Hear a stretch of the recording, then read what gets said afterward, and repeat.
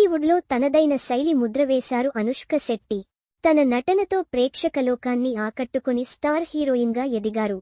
King Nagarjuna super చిత్రంతో ఇండస్ట్రీకి పరిచయమైన ఈ భామ తెలుగు, తమిళంలో ఎన్నో బ్లాక్ బస్టర్ చిత్రాల్లో నటించారు. ఈమె నటనకు ఎవరైనా ఫిదా అవ్వాల్సిందే. ఇప్పుడు జేజమ్మ చేసిన టాప్ 5 కెరీర్ బెస్ట్ పెర్ఫార్మెన్స్ ఏంటో తెలుసుకుందాం. అనుష్క బెస్ట్ పెర్ఫార్మెన్స్ అంటే మొదట గుర్తొచ్చేది అరుంధతి. ఈ చిత్రంలో రాజసాన్ని చూపిస్తూ నటించిన జేజమ్మ పాత్రతో ప్రేక్షకుల ప్రశంసలు అందుకున్నారు. 2009లో కోడి రామకృష్ణ దర్శకత్వంలో వచ్చిన ఈ మూవీతో స్వీట్ లైఫ్ టర్న్ అయింది. దీని తర్వాత మళ్లీ ఆయా రేంజ్ అనిపించిన పాత్ర మాత్రం బాహుబలి సిరీస్లో దేవసేన మాత్రమే. తొలి భాగంలో మాహిష్మతి బందీగా ఉన్న వృద్ధురాలిగా, రెండో భాగంలో అందమైన కుంతల రాజ్య యువరాణిగా మెప్పించారు.